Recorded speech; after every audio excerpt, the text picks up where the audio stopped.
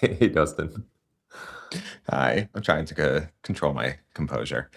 Yeah, we always have technical difficulties in the latest episodes. It's kind of interesting. That's what makes it Hopefully, fun. That's what makes it live, yeah. It's a real production. Yep, yep.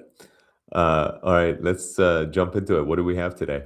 What do we have Yeah, on we the have docket, Dustin? we have a lot. We're going to talk your portfolio made a new purchase. We're going to talk about that. We're going to talk about how Rivian's market cap compares to Ford's spending. There's a lot of news happening with Meta. Rocket Lab has been very volatile the past 2 days. So we're going to break that down. And of course, Micron, they have their earnings report today. So we're going to keep our eyes out for that and listener questions. So if you have listener questions, feel free to shoot them in the chat. Let's start with your portfolio. So you bought a new stock, or should I say fund? Uh, what did you buy? Okay, so the Rivian Venture Fund, which we had an in-depth. Robinhood. I'm Robinhood sorry, the Venture. You Rivian. said Rivian. Jeez.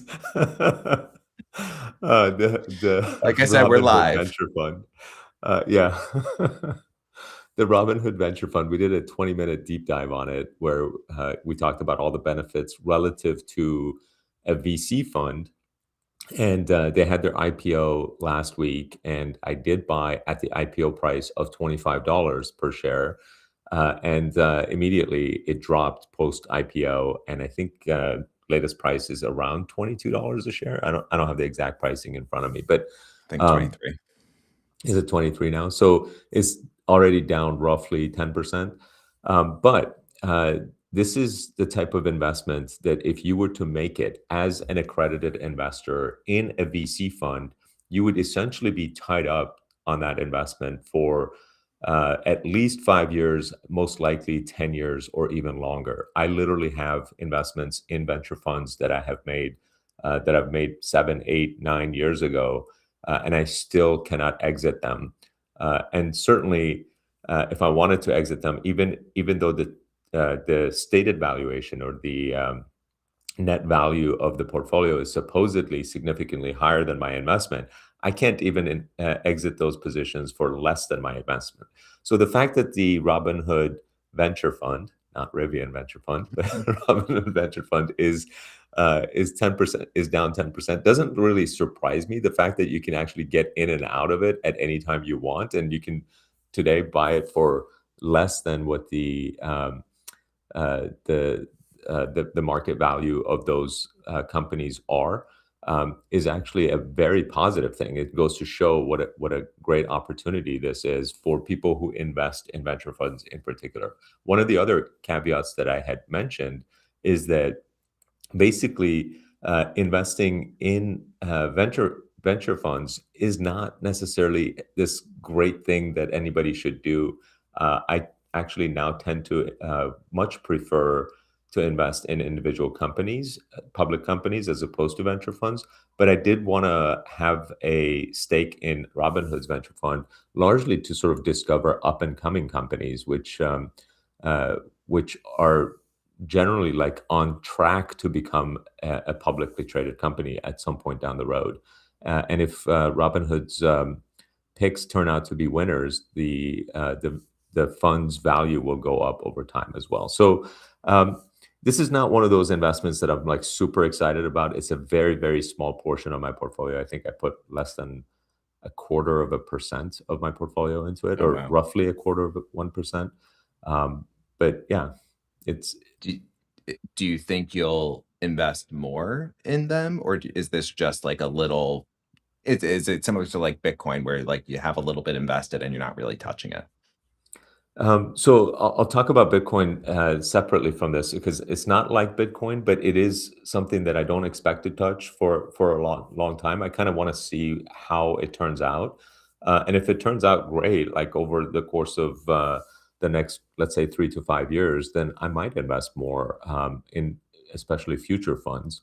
So we'll see. We'll see. I mean, um, I don't have a specific thing in mind as far as like how much I'm going to invest. I just don't expect this thing to outperform the rest of my portfolio, and therefore, it's not a massive priority right now. But yeah, And in regards to like discovering new companies, even like they just released this fund and they already added two new companies, I believe, which was Stripe. And when they announced the fund, they said that they were working on a deal with Stripe. And I think that officially went through. And then they yeah, also did a deal with 11 Labs, which is like that's an right. AI voice company. That's right. That's right. I had never heard of 11 Labs, and that company is phenomenal. I was checking out their products, and their products are like amazing. So yeah, it's a company that would have never came on my radar. Okay. So let's talk about Actually, Rivian. Yeah. Dustin, before we talk about anything else, I'm already getting text messages from people that Micron has killed it. Oh, they So we reported. we have to check out Micron. Do you want to share your Let's screen do or? it. Sure. Breaking Okay. news. Uh, So actually, let me go look at those to. numbers. Holy macro. Okay, here we go. Okay, Micron, 23.8 billion. Estimate was 19.1 after it had been bumped up because the original estimates after last quarter were in the 18s. They came in at 23 billion. They beat their $19 billion estimate by an additional 4.7 billion, 24% beat. And then the EPS of $12.20. Wow. Two Wow. very, very, very large beats, and the 41% beat on EPS. That just blows me away. then the This stock stock is price up hasn't only moved. 1%? What Yeah, is it hasn't up moved with that much. that? So we'll see if that This changes. this is a case of, the stock price absolutely not matching what is happening in reality. And So actually, the stock price is now down after hours. I It just mean, in dropped. a way, I kind of like that. I don't know. This is how crazy is that? Unless there was some additional details that we're missing here. But Right. go to like look at those revenue numbers. That last revenue bar is the 23.8. The previous revenue was 13.6. So from 13 to 23, they added over $10 billion of revenue quarter over quarter. What is that? Like 10 divided by 13. That's a 77% increase in revenue quarter over quarter. And last quarter was a record revenue quarter for them. Here, and this That is is this is that is a unbelievable. Look at that. Look at that chart. and this kind of goes back to what you were saying a while ago of like, there were these revenue boom cycles. This Right. cycle, if this is a cycle, it's unlike any of their others. Wow. I've never seen anything like that. Even NVIDIA did not kill it in that way, um, quarter over quarter.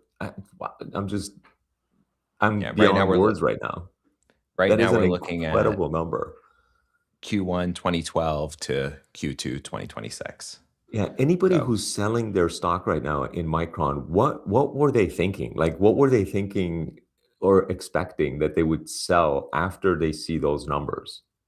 This is what I don't understand. Like, this is why the market is such a weird place. If you're buying a company and this company just destroys their revenue guidance, which were already incredibly high and, and unprecedented, in terms of growth. I think NVIDIA may be the only company that has ever grown at that size, at that scale, the mhm, percentage wise at that scale. Um, yeah, I can't think of another publicly traded company that is multi-billion-dollar quarterly revenue that has grown that fast. That is yeah. incredible, incredible growth. Wow. I can't wait for their call. So that should be a very interesting call. Yeah, and we'll keep an eye and see if they release their slide deck, and we'll We'll talk come about back to that it. if we get it. Okay. So, in the meantime, let's talk about Rivian and Ford. You did a post on, I think you posted it everywhere, Savvy Trader, Earnings Hub, X, uh, comparing Rivian's market cap to Ford's EV spending. So can you break that down for us? Yeah. So um, I think a lot of people know that Ford just took approximately a $20 billion write down and canceled the F-150 Lightning, which they had invested roughly $20 billion into building in this one vehicle. And they gave up on it because, they determined that maybe the truck market doesn't want an EV. So the reason I had put that out as a comparison to Rivian is that the entire traditional car industry has been spending a ton of money. In fact, Ford's the rest of their EV lineup, they've spent over $40 billion making EVs, and they still don't have a lot to show for it. They have the Mustang E, which is still not profitable. But the profitability aspect aside, it's also declining sales numbers. It's not necessarily an extreme success. The only company that has been able to shine in the EV space is Tesla. Uh, the rest of the car industry has spent over $100 billion and has very little to nothing to show for it. And in fact, they're doing write-off after write-off, cancellations of projects after cancellations, and they're sort of going back to focusing on their internal combustion engine vehicles. So uh, in comparison, Tesla is now a profitable company. It's the number one EV company, and they have kind of shifted away from their focus being EVs for a little bit on the robotaxis and Right. Optimus. But aside from that, their strategy of building everything in-house, building the entire full stack of electronics, software, battery technology, all the components that they need, putting that together in-house, and even the autonomy chip in-house, there has only been one company that has done that, Tesla, successfully, and then one other company that is literally following in their exact footsteps, and that's Rivian. And they're sort of like on this verge of getting all of that done, which uh, they have been getting done, but just at a smaller scale. They now have their fourth vehicle coming out with the R2. But Rivian has invested roughly $25 billion to get to where it's at. Um, and its products are being received more successfully than Ford's or GM's or even BMW or Mercedes or VW's EV vehicles. So it's having more success following in Tesla's footsteps. But what's fascinating about it is that you can buy the entire company today. Its market cap is just $19 billion. So what I was saying is that the value-wise, when you look at the entire company and the price of it as a whole, the value that you get with Rivian is significantly better than any other product. And the probability of success within the EV world is probably higher than any other traditional car maker, because they're sort of like doing things in the right way, in the same way that Tesla has been doing it, which surprisingly no one else has been trying to do. So no one else has their own charging network, for example. No one else has the full stack of self-driving software, even building their own chips. But Rivian has been able to do all of it in-house. So it's been fascinating to watch. And I'm still blown away that you can buy this company for 19 billion for the whole thing. So that was Especially the that gist of the Ford has close. spent like double that on their EV That's right. project. That's right. And they don't have a charging network. They don't have self-driving software. They don't have the chips. They don't have the electronics. They still don't have great software that controls the entire system, entire vehicle that can be over there updated. So still pretty significantly behind. Okay, I do apologize for the whiplash, but I want to go back to Micron because we now have the slide deck. All right, let's do it.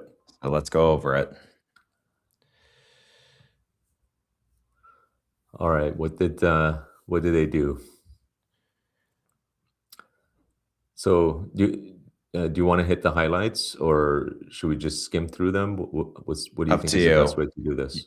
You're the shareholder here, so Whatever you wanna hit Our on. fiscal Q3 single quarter revenue guidance exceeds the full year revenue for every year in our company's history through fiscal 2024. That is unbelievable. Oh, I think I was just logged out of Earnings Hub. That's Oh, crazy. we're probably getting a that's interesting. Yeah. I'll, contact support about it. Who does that email go to? I don't know, some crazy guy, I think. Okay, we're back. All right, let's do it. Let's go to the next slide. Let's see what else. Do you want me to Hopefully, they skip have the some overview? charts and graphs. Yeah, Technology, data center server demand.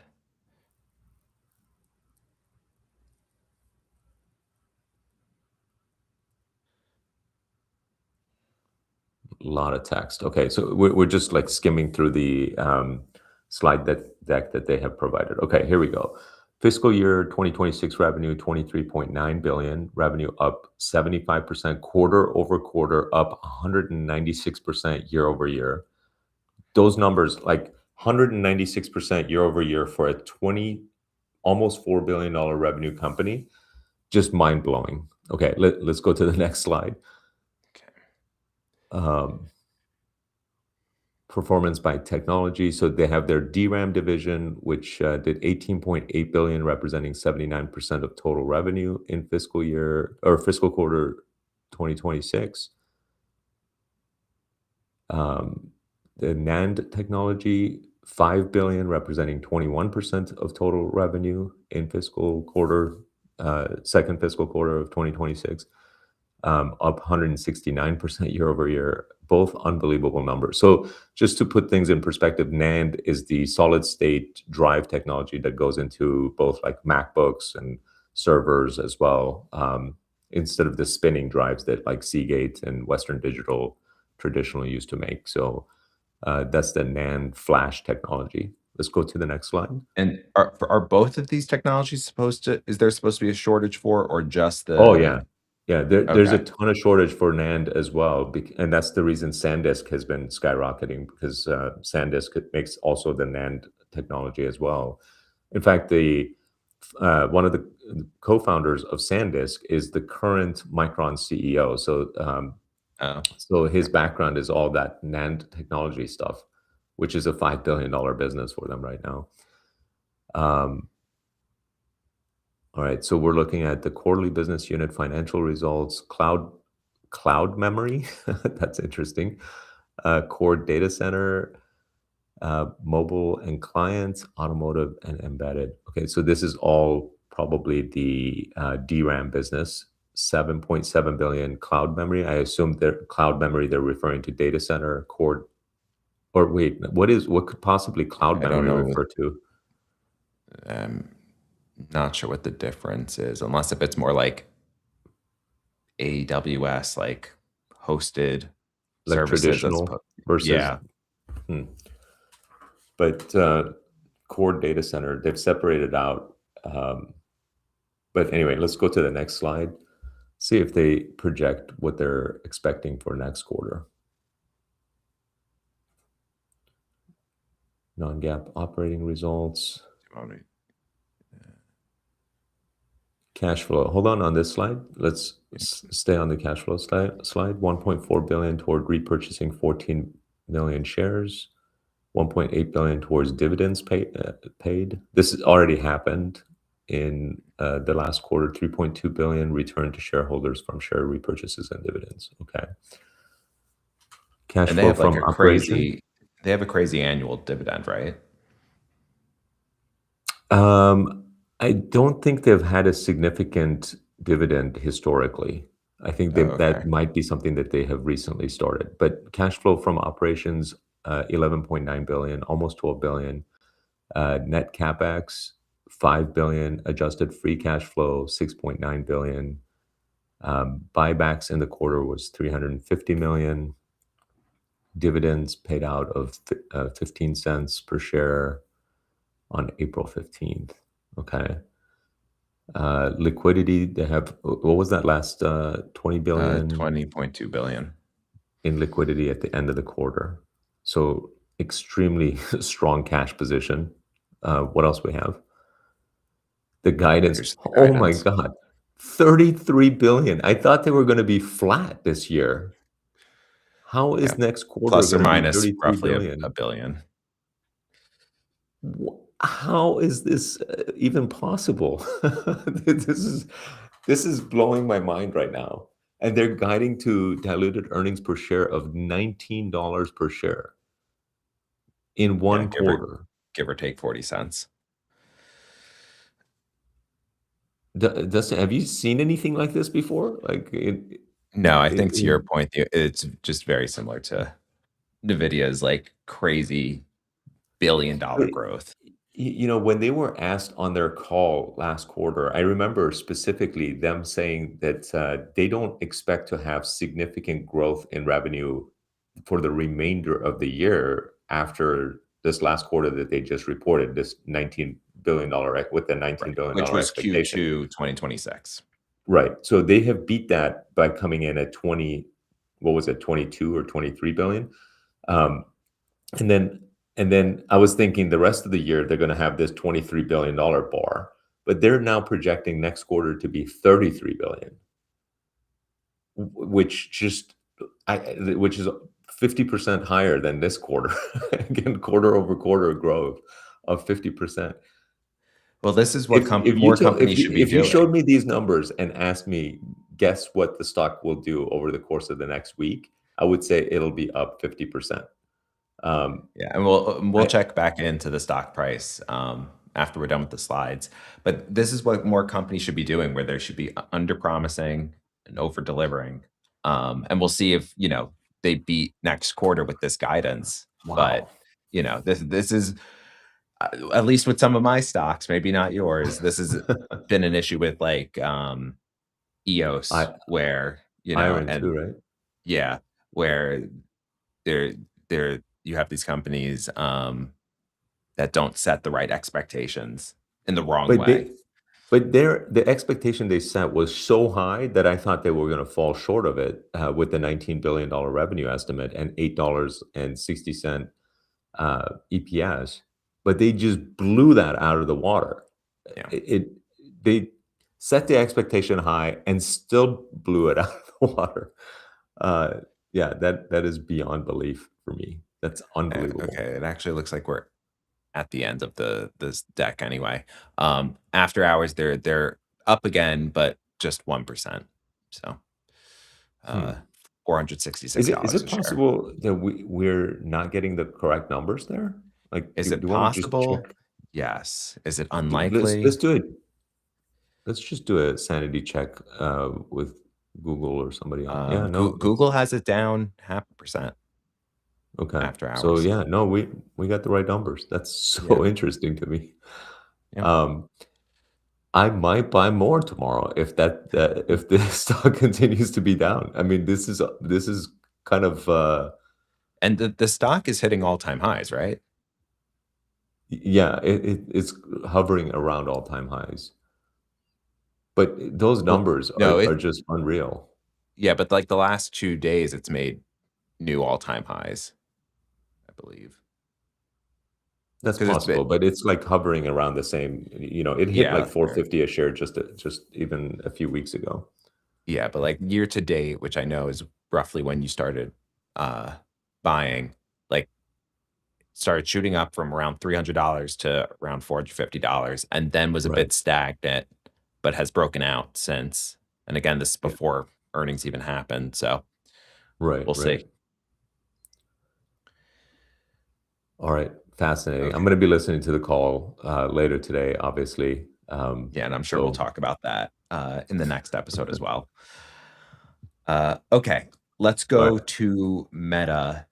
There's been a lot of news about Meta the last week, but the two pieces I want to definitely hit on is they're expecting, or the rumor is they're going to do 20% layoffs. And then I think this might also be a rumor, but I'm not sure. Their newest, latest model, Avocado, is supposed to be delayed. And this is different than Llama, where it's going to be a proprietary model. It's not going to be open source. Um, what are your thoughts on this? And are there any other news items for Meta that you want to talk about? Because they're also delaying, or not delaying, they're shutting down Horizon Worlds as well. There's a lot going on. Yeah, so it does look like they're focusing more of their efforts on AI and AI related stuff. Um, those efforts may have improved their productivity internally to where they might be letting go of 20% of their staff. Obviously, that's a very good thing from a profitability standpoint. So Meta's just is going to continue to be a cash cow, generating huge amounts of profits. The fact that they haven't yet been able to produce anything despite their heavy investment in AI and an AI specific product is somewhat disappointing. But fortunately, the market, in my opinion, has been discounting that value to zero anyway, because the company's existing product lines, the Facebook, Instagram, and WhatsApp revenue has been growing 20% year over year. It's outpacing the growth of Microsoft and Google and Amazon, despite those companies having AI revenue and Meta not having any AI revenue. So um, if they reduce expenses even further, that's all upside. I view the company just continuing to get stronger.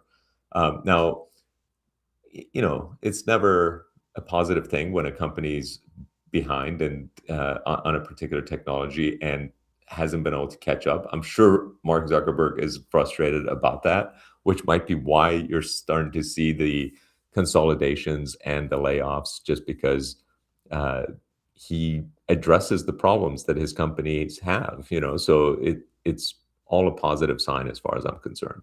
I haven't seen anything that has worried me about Meta. Um, the stock price continues to get more attractive.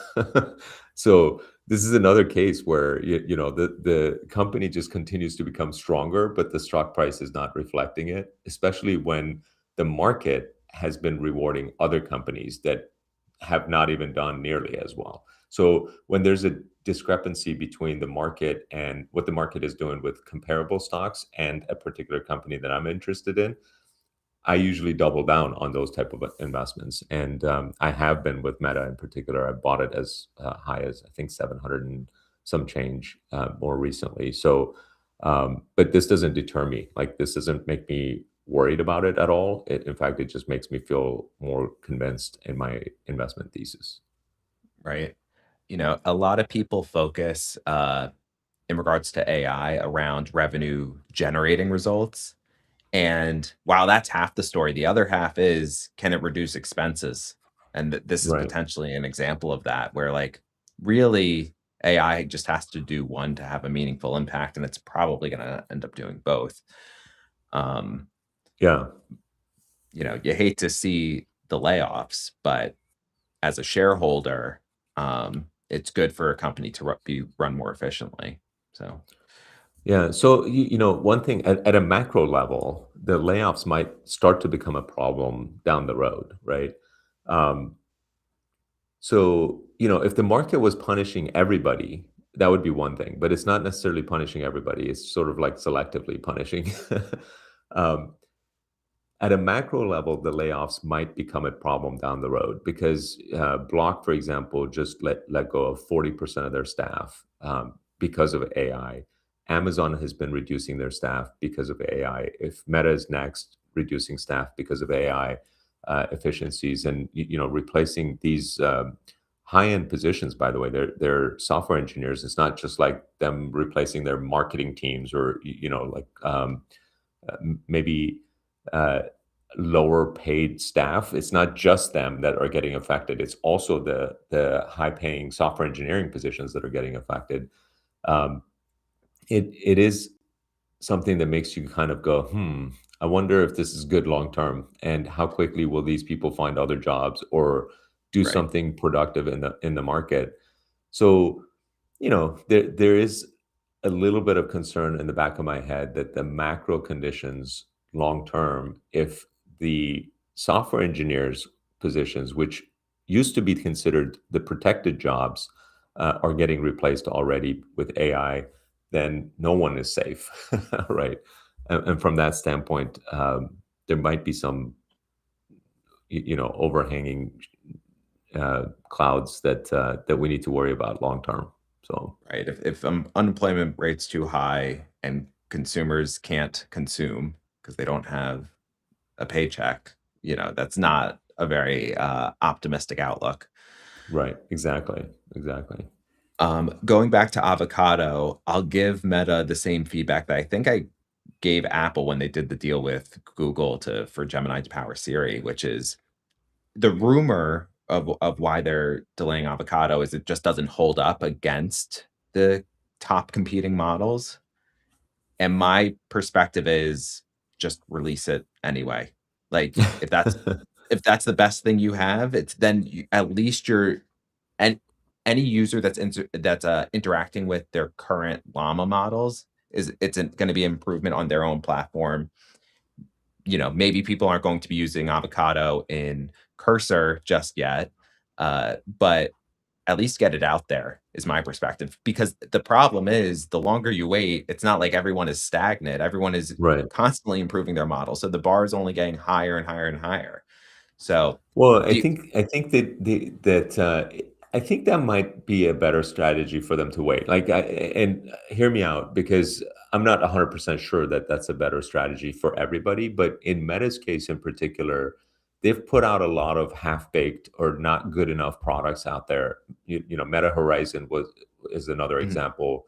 The AI in their Meta glasses has been okay. It's not like great, especially when you compare it to things like ChatGPT. So they're starting to get a lot of like criticism, deservedly, that their products are like not meeting the expectations of users.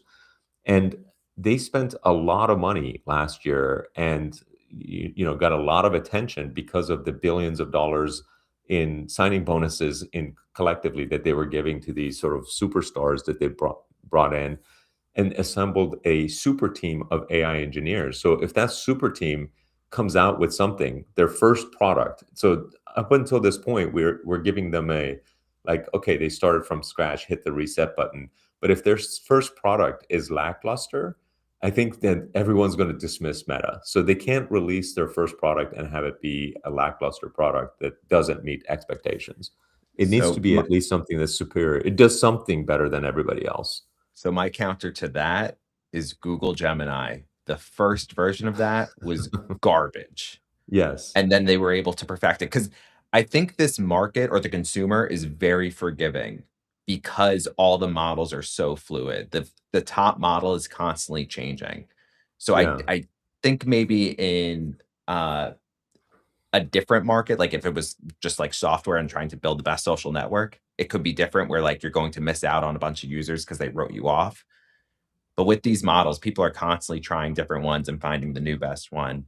Um, so I don't know. Yeah. The other th going back to your point of, like, maybe they should wait, if you're Mark Zuckerberg and you know there is something internally that's going to get you ahead, where you're gonna surpass that bar, then, yeah, it makes total sense to wait if you have that Yeah. type of confidence, and I'm hoping that's the case, because obviously he has more insight into what they're doing internally than we do.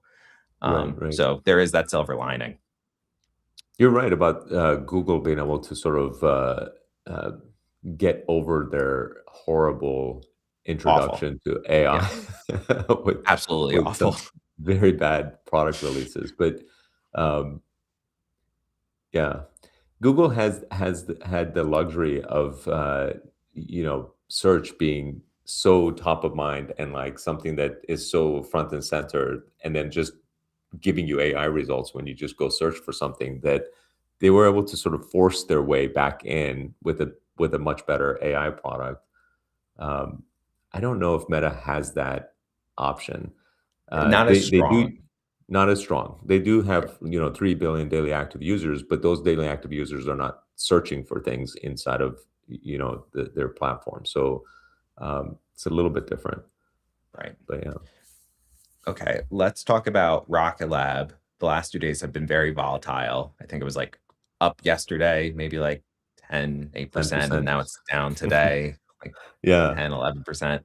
Uh, what is going on with Rocket Lab? Yeah, I'm actually not sure why there was so much excitement yesterday where the stock went up so much. I think that might just be a day-to-day result of some analysts loving the stock suddenly or upgrading it or giving it a higher price target. But after the market closed yesterday, they announced that they're raising another $1 billion or up to $1 billion of cash by selling stock on the open market. And obviously that dilutes the company, that dilutes existing shareholders by roughly 5% because they're about a $40 billion market cap company selling, one actually less than 5% because they're a $40 billion market cap company selling 1 billion. So what is that, like less than 3% actually? Let me look them up just to make sure. Yeah, their market cap is almost 40 billion.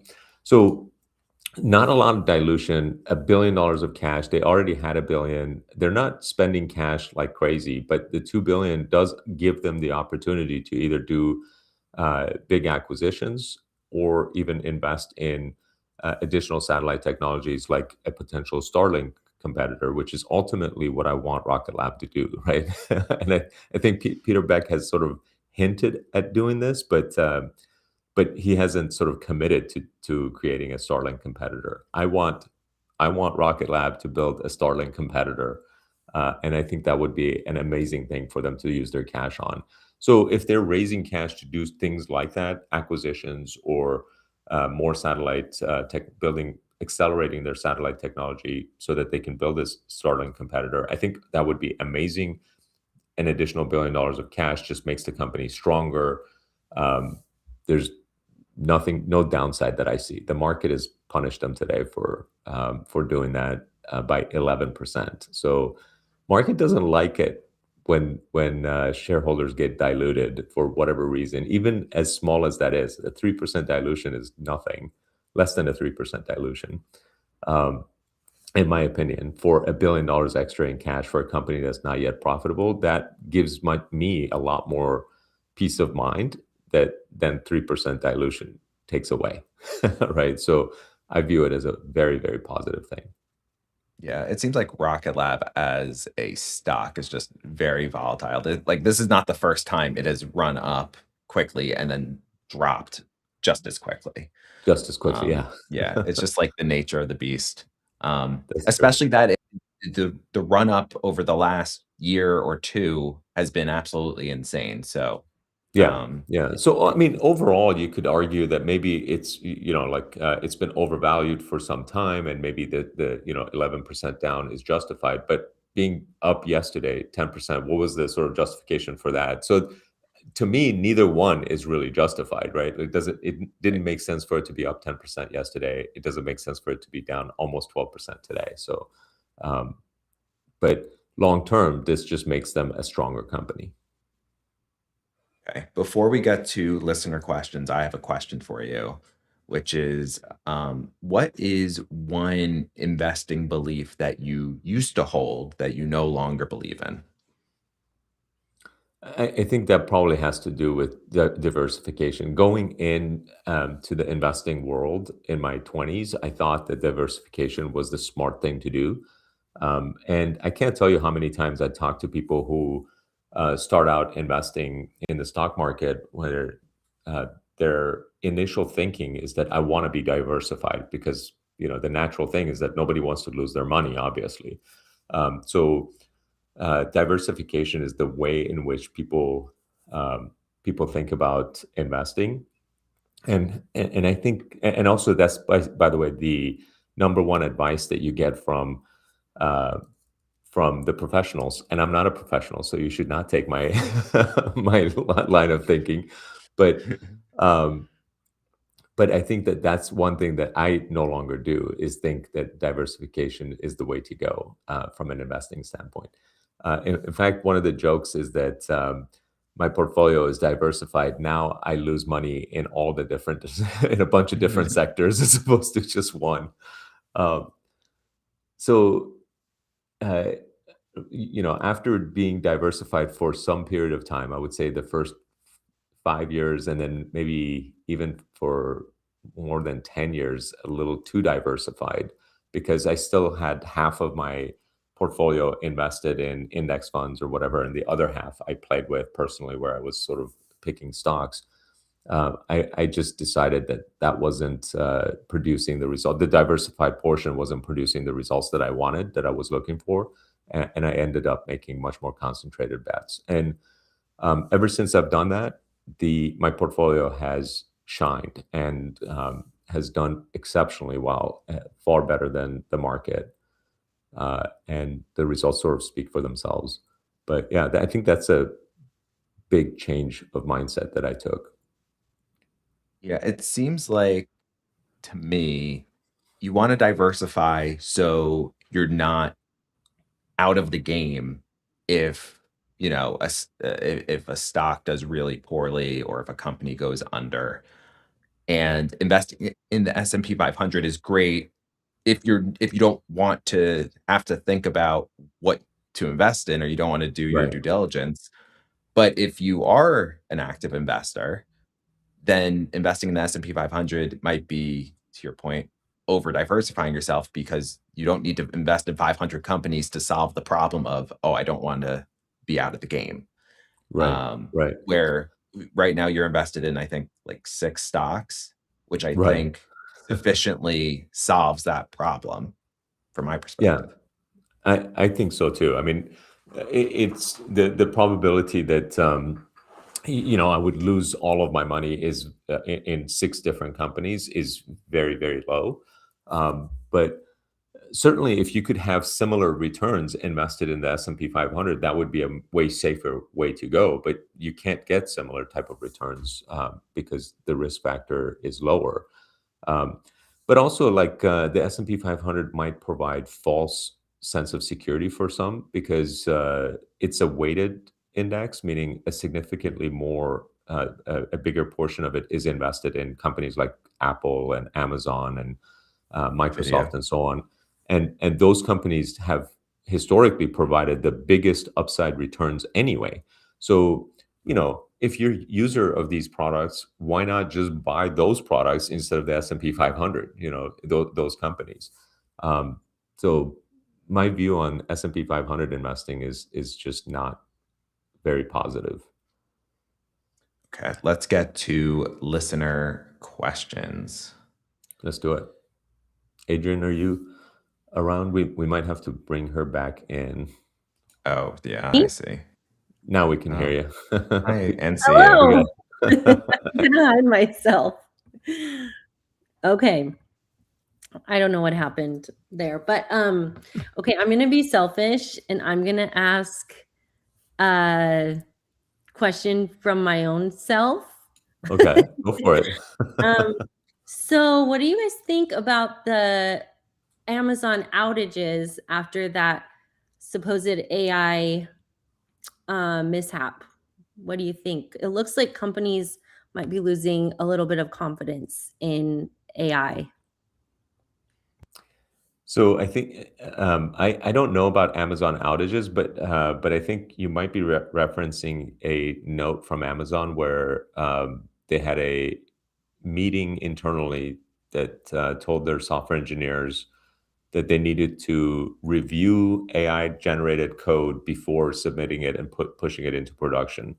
Is that what you're referring to, Adrian? And Dustin, if you know anything about that, like maybe you can correct me if that's wrong. Um, Um, oh, go ahead, Dustin. yeah, I think there's been some outages. I don't remember if it was AWS or someone else. And they, at least the scapegoat was increased use of AI. Caused it. Not, yeah, not doing something exactly correctly and it making its way to production. Yeah, my view on that is that the pendulum sort of is going to probably swing a little bit before it settles down, but people are going to be a little over reliant on AI, and then things are going to go wrong as they already have in some cases, and then they're going to be like, "Oh, wait a second, we need some more safeguards around this, and we should make sure that humans are reviewing the code," which Amazon just put into play. So I suspect that those things will just work themselves out. But AI is not going away. It's just becoming more and more a prominent part of every company's workflow. You I don't know, know Or if that answers your question, Adrian, but my husband is in the tech world, and he was like, "Did you hear about Amazon's outages?" I guess it led to like a 99% drop in sales on the Amazon website. And so then everybody was kind of like mm, nervous about how AI was being applied. I'm Anyway, sure the 99% drop was for hours or maybe minutes, not days. But okay. Sorry, I just had to be selfish. yeah, no, Um, go for it. okay, so let's go to there's someone who um, wants you to rank these 5 companies: NVIDIA, Amazon, Google, Axon, and Melly, and they know it's not financial advice. Of those companies, I think NVIDIA would be the only one that I would invest in. And I still haven't invested in NVIDIA. So which that is would funny probably that be you my say that because number you one. literally just owned Google. Yeah, but I bought Google at half the price that it's currently at and sold Right. it. But so I think the potential for NVIDIA is the highest. I don't know Melly very well. Melly is not a US-based company, right? Uh, No. that's the Amazon of Brazil or something, Yeah, right? Mercado Libre or something. Yeah. Axon is a pretty cool company, but I think Axon's price it's not like the financials don't the financials don't support the current valuation, but Axon has been like on a tear in terms of execution and revenue growth and profit growth. So uh, both Melly and Axon, I'm sure, are great companies, but I wouldn't even consider them.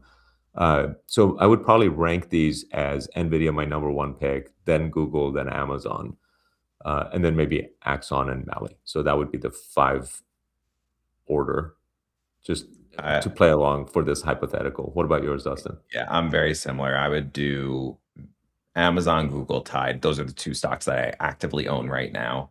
Then Nvidia, then Axon, which I absolutely love as a company. I learned about Axon back in 2012. I don't even know if they were a public company back then. Um, and like they just dominated the market. I had to do a presentation on it was a hypothetical presentation of what cameras should police officers use, and it was like when this first started becoming a thing, and Axon was the clear winner back then, and I think they're still the clear winner now. By the way, And then Axon is a Phoenix-based company, which is where oh, I'm really? at. I'm Scottsdale, yeah, and it's run by its founder, Rick Smith, who I've met. He's a great guy. I think the mission of the company is great. It's to save lives, essentially, so the police don't use lethal force. I think, as much as people hate tasers, they probably hate bullets even more. So I think they're onto the right things, but valuation wise is the only reason I haven't invested in that company. But it's a good company. I agree. Sorry, Yeah, continue. and then Melly's last, similar reasons as you. I'm just not. I don't know as much about them, and I'm not as interested in that space. Cool. Not financial advice. That's right. It even says it on the on the Yeah, but question. if in case no one is watching, or not Okay. no one, if in case you're Someone listening is listening instead of instead of yeah. watching. All right. Adrian, what else do we have? Okay, we've got is Robinhood a buy at this price level? I bought Robinhood as high as in the 90s. So I think it's a great price. I think the company continues to execute and their product roadmap looks great. They're about to release banking. They're about to release a platinum card. They continue to grow their existing businesses. I love Robinhood at this price point. So I have been a buyer personally, but of course I can't speak for you. But yeah, what do you have anything to add to that, Dustin? Do I have anything to add to this? This is our infamous bet. Um, Oh, by the way, Dustin and I have a bet. In case you don't know, Dustin believes that Robinhood will hit at least or go down to in the downward direction to at least $54 a share. but the So our bet's for bet, 60. The bet is for 60, that's right. So if it hits Yeah, $60 a share, or lower, I owe Dustin, 1 share in 2024, and he's in 2026, what 2026. am I saying? And he is very confident that he's gonna win this bet, so Yes, I'm very we'll confident. see. So, not financial advice. I would not be. I own Robinhood at these prices, but I would not be buying Robinhood at these prices. And I am more confident of that than now than when I made the bet. And the reasons for that, I'll just get into it a little bit is it's strictly based on Bitcoin and how Robinhood is correlated to Bitcoin. I think Bitcoin is in a bear market right now. It's been going down. I think it will continue to go down for a little while. It popped up a little bit over the past couple of days, but I still think it's in a downtrend. And Robinhood, I expect, will go down relative to Bitcoin. And that was the part of my thesis that I think I was more questioning, but it's still fairly confident in. And that's what we've seen. So I want to just show this screen right here. So this is Robinhood's price compared to Bitcoin. So the higher this goes up, it means Robinhood is outpacing Bitcoin in its growth, which is what we saw happen, right? Like Robinhood absolutely killed it last year as opposed to Bitcoin. But now, since December, the valuation has been dropping faster than Bitcoin. And that's what I anticipate will continue to happen until Bitcoin goes back into a bull market. So that $54 price is calculated by Bitcoin being roughly 60 worth $60,000 a coin, and Robinhood being worth 0.0009 Bitcoin. Right now, it's worth 0.0010 Bitcoin or 0.001. So we're getting there.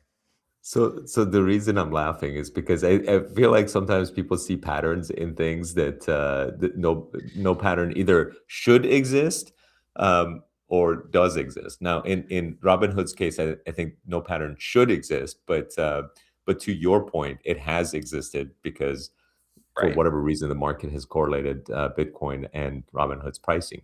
But one way to think about it is that let's say Bitcoin were to go to zero tomorrow, and not just Bitcoin, all cryptocurrency were to go to zero tomorrow, right? Mhm. What would be the value of Coinbase, right? Just like because Coinbase is all about crypto, well, the value of Coinbase should be like very close to zero, To right? Like zero. Yeah. it makes sense for that correlation to exist, but what would be the value of Robinhood? Well, Robinhood gets roughly 16, 17% of its revenues from crypto.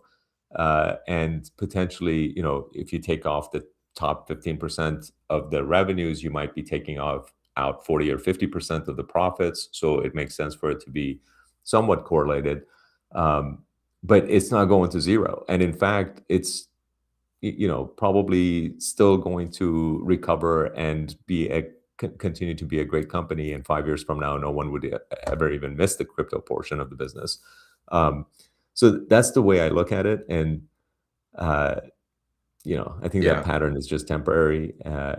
And it has these breakout moments where it sort of breaks the pattern and then like resynchronizes with Bitcoin and people see the pattern again. So, um, Well, I don't think it. I think it's always the stock has always been correlated with Bitcoin.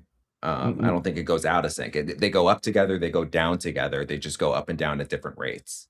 But eventually, it will break out. And I agree with you that they shouldn't be correlated or as correlated as they are. But I'm just pointing out how it's worked in the past, and I don't see any reason why it's going to break that correlation in the near future. Gotcha. What else do we have, Adrian? So excuse me, another Rivian related question. Is Scout a threat to Rivian? I asked because I learned about Scout recently and was surprised to learn they are owned by VW. I think Scout is VW's version of a product that looks very similar to Rivian's product, and I don't see that as a major threat. I just see that as another option. And basically, Rivian makes money selling products to VW anyway. So them licensing the technology on software and all that is all a positive thing for Rivian. So no, I'm not worried about Scout. And it's probably not going to come out for at least another year or two. So uh, basically, Rivian is going to be able to sell every R2 vehicle that it can make over the next couple of years anyway, just because of the way that vehicle is getting received and getting rave reviews, and price point and everything just seems to be very much it's going to be a success, it feels like. Yeah, my take, this is not a winner take all That's right. area, right? Like there's going to be a bunch of EV cars and manufacturers in the future. And this is what should be happening. There should be a bunch of different options. Right, right. Well, another way to sort of look at it, just to sort of reiterate your point, Dustin, is that right now, somewhere around 7% of vehicles sold are electric. And at some point down the road, that's going to be more than 90%. It's going to be reversed. 93% of cars today are still ICE, internal combustion engine vehicles. And at some point in the future, it's going to be 93% are going to be electric. So we need a lot more electric variety in order to get there. Yeah. What else do we Okay, have? ready? Go for it. What do you think about the article in I want to Street say Journal. Wall Street Journal. that Apple may benefit the most from local LLMs, which will run on an Apple devices next year. And it's one of the reasons Apple did not build its own AI infrastructure.